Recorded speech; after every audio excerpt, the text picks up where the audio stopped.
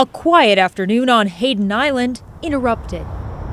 Dozens of law enforcement officers brought armored tanks, guns, and canines and stuck around for hours trying to get a serial robbery suspect to surrender Tuesday. Lots and lots of officers. Elise Blum was sitting in her car and saw the suspect speed in around 4 p.m. A gentleman in this vehicle apparently came ripping around the corner, and I heard this really loud noise because he had a flat tire. She said he jumped out of the car and ran. Officers tell us he made his way to a condo, locking himself inside. None but 15 seconds later, there were 4 squad cars behind me. One of the comments they made on the loudspeaker was, "We know you're in there. We can see you hiding in the closet.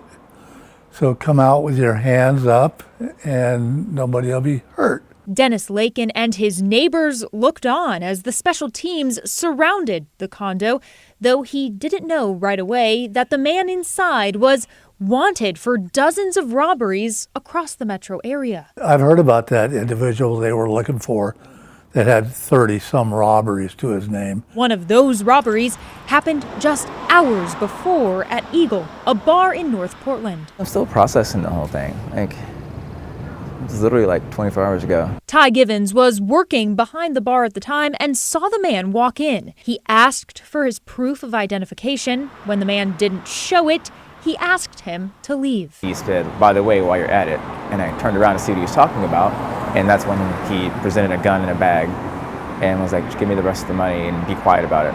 Givens explains he handed over the money and the suspect walked out the door. The first set of cops showed up instantly because I guess they were already chasing him. They asked a few questions and then left because they were in pursuit again. They heard he was somewhere else. That somewhere else was Hayden Island. Well, I didn't have any doubt that they were going to get the guy.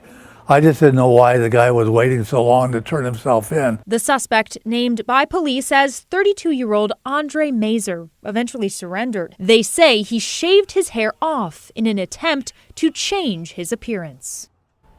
Mazer was arrested for just 2 counts of robbery, but many more charges are expected. Portland police have linked him to 14 other robberies, but law enforcement from Vancouver to West Lynn suspect he was involved in more than 30 robberies since April. Laurel? Well, we're glad they finally caught up to him. Thank you, Alma.